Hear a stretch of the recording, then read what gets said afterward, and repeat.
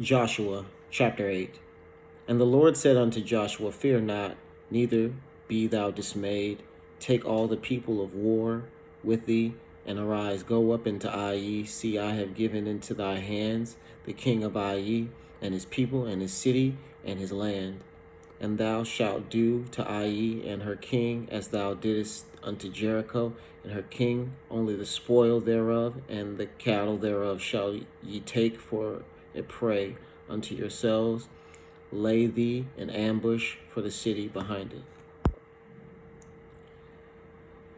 So Joshua arose and all the people of war to go up against Ai, and Joshua chose out 30,000 mighty men of valor and sent them away by night.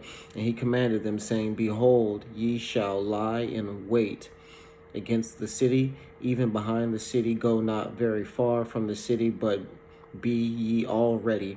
And I and all the people that are with me will approach unto the city. And it shall come to pass when they come out against us as at the first, that we will flee before them, for they will come out after us till we have drawn them from the city. For they will say, They flee before us as at the first, therefore we will flee before them. Then ye shall rise up from an ambush and seize upon the city, for the Lord your God will deliver it into your hands. And it shall be, when ye have taken the city, that ye shall set the city on fire, according to the commandment of the Lord shall ye do. See, I have commanded you. Joshua therefore sent them forth, and they went to lie in ambush and abode between Bethel and Ai on the west side of Ai.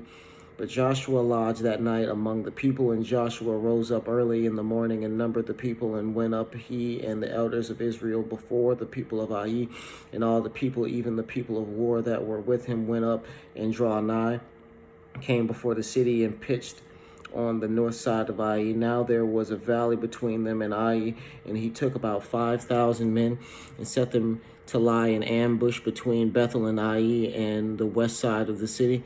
And when they had set the people, even all the host that was on the north of the city, and their liers in wait on the west side of the city, Joshua went that night into the midst of the valley. And came to pass, when the king of Ai saw it, that they hasted and rose up early, and the men of the city went out against Israel to battle, he and all his people, and at the time appointed before the plan. But he wist not that there were liers in ambush against him behind the city. And Joshua and all Israel made as if they were beaten before them, and fled by the way of the wilderness.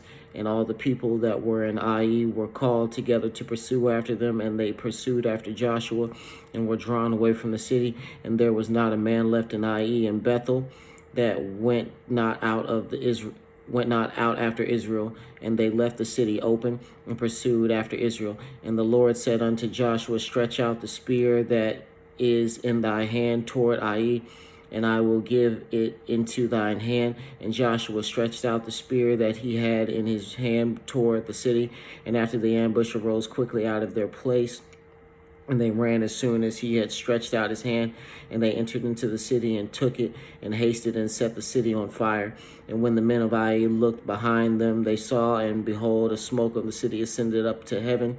And they had no power to flee this way or that way. And the people that fled to the wilderness turned back upon the pursuers. And when Joshua and all the Israel saw that the ambush had taken the city, and that the smoke of the city ascended, then they turned again and slew the men of Ai, and the other issued out the city against them. And so they were wasted in the midst of Israel, some on this side and some on that side.